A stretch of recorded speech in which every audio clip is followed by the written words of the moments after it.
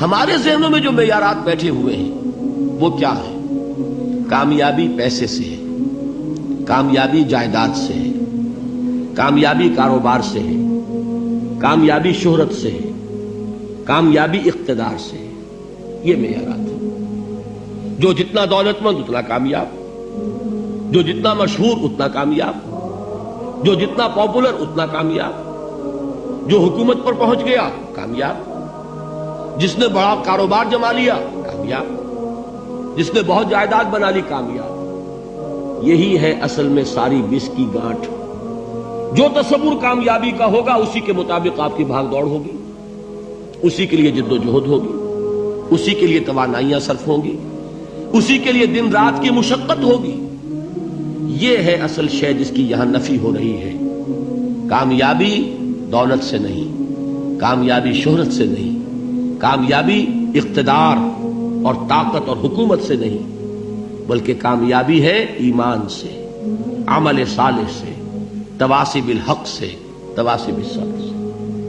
آپ غور کیجئے اس نقطہ نظر کا، اس ایٹیچیوڈ کا، یہ جو مینٹل ایٹیچیوڈ ہے، اس کا بدل جانا ہی انسانی شخصیت کے اندر انقلاب برپا کرے گا. اب آپ کا نتیجہ کیا نکلا؟ اگر تو دولت سے کامیابی ہوتی تو قارون بہت کامیاب تھا، اگر حکومت سے کامیابی ہوتی تو فرعون اور نمرود بہت کامیاب تھے. کامیابی ان سے نہیں ہے. کامیابی انسان دولت میں قارون کی دولت تک پہنچ جائے اور دنیا میں دبدبہ اور اقتدار اور سلطنت اور حکومت کے اعتبار سے وہ نمرود اور فرعون کا مقام حاصل کر لے، وہ ناکام ہے، خائب ہے، خاسر ہے، برباد ہے. اور ابو ذر غفاری کامیاب ہے، چاہے ان کے پاس کچھ نہیں تھا، جھونپڑی تک نہیں تھی، کوئی گھر نہیں تھا. حضور نے فرمایا ہے اللہ کے کچھ بندے ایسے ہوتے ہیں جو کسی محفل میں جانا چاہیں تو انہیں اجازت نہ ملے، جو کہیں اگر رشتہ کرنا چاہے کوئی ان سے رشتہ کرنے کو تیار نہ، کہیں کوئی سفارش کرنا چاہے تو ان کی کوئی بات ہی نہ سنے. لیکن اللہ کے ہاں ان کا وہ مقام ہے کہ اگر بھولے سے بھی کسی بات پر قسم کھا بیٹھتے تو اللہ ان کے قسم کی لاج رکھتا ہے. یہ ہے فرق. یہ جان لیجیے اچھی طرح. اس بات کا مان لینا آسان، اس پر سبحان اللہ کہنا آسان، لیکن اس کے مطابق آپ کے اپنے ذہن کا بدل جانا بہت مشکل. اس لیے کہ ہم متاثر ہوتے ہیں اپنے ماحول سے. وہ بڑا محل ہے، دیکھ کر ایک دفعہ جھجری آتی ہے، وہ بڑی سی 20 فٹ لمبی کار سناٹے کے ساتھ آپ کے پاس سے گزر گئی. ایک دفعہ اعصاب کے اندر ارتعاش ہوتا ہے، محسوس ہوتا ہے بڑے یہ نصیبے والے لوگ ہیں، بڑے خوش نصیب، بڑے کامیاب. حالانکہ کچھ معلوم نہیں کہ یہی سب سے بڑی بد نصیبی ہو سکتا ہے کہ یہی سب سے بڑی ناکامی ہو. اگر ذہنوں میں یہ بات بیٹھ جائے کامیابی کس شے سے. یہی وجہ دیکھیے قرآن مجید میں بارہا آپ دیکھیں اولئک ھم المفلحون، یہ ہے لوگ کامیاب ہونے والے.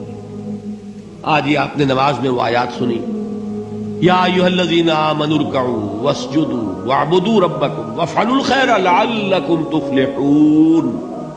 اے ایمان والو، رکوع کرو، سجدہ کرو، اپنے رب کی پرستش اور بندگی کرو اور اچھے کام کرو تاکہ تم کامیاب ہو جاؤ. تو کامیابی کن چیزوں سے ہے؟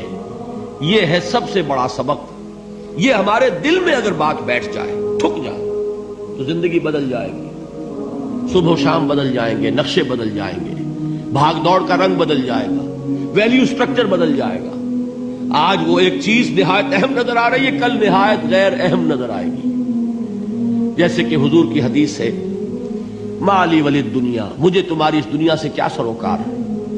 انما مثلی کراکب استظل تحت شجرۃ ثم راح فترکها، میری مثال تو اس سوار کی سی ہے جو تھوڑی دیر کے لیے ایک درخت کے سائے میں ٹھہرتا ہے سستانے کے لیے، پھر وہ اپنا راستہ لیتا ہے. اسے اس درخت سے مستقل تعلق اس کا نہیں ہے، وہ اس کا گھر نہیں، وہ اس کی منزل نہیں. اسی طرح یہ دنیا میرا گھر نہیں ہے.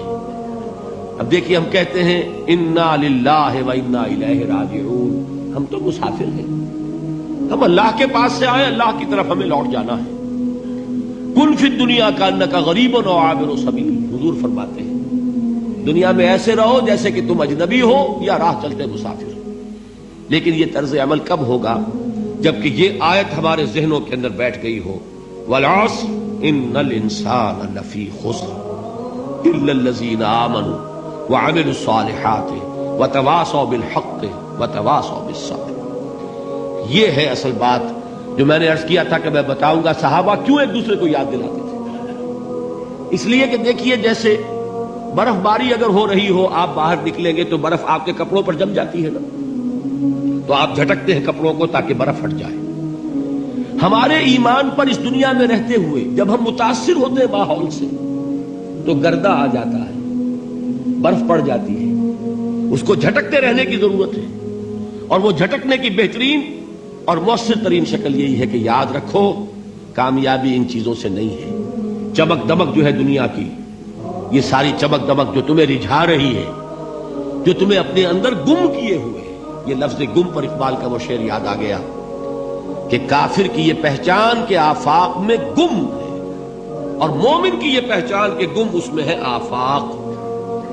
تم گم نہ ہو کر رہ جاؤ، اس میں مبہوت نہ ہو کر رہ جاؤ، مرعوب نہ ہو کر رہ جاؤ.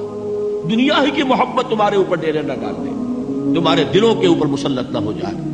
لہذا تازہ کرتے رہا کرو والعصر ان الانسان لفی خسر الا الذین آمنوا وعملوا الصالحات وتواصوا بالحق وتواصوا بالصبر. پھر یاد کر لو، پھر تازہ کر لو اپنے اس یقین کو کہ کامیابی دولت سے نہیں، کامیابی ثروت سے نہیں، کامیابی اقتدار سے نہیں، کامیابی شہرت سے نہیں، کامیابی جائیداد سے نہیں، کامیابی ہے ایمان سے، کامیابی ہے عمل صالح سے، کامیابی ہے تواصی بالحق سے، کامیابی ہے تواصی بالصبر سے.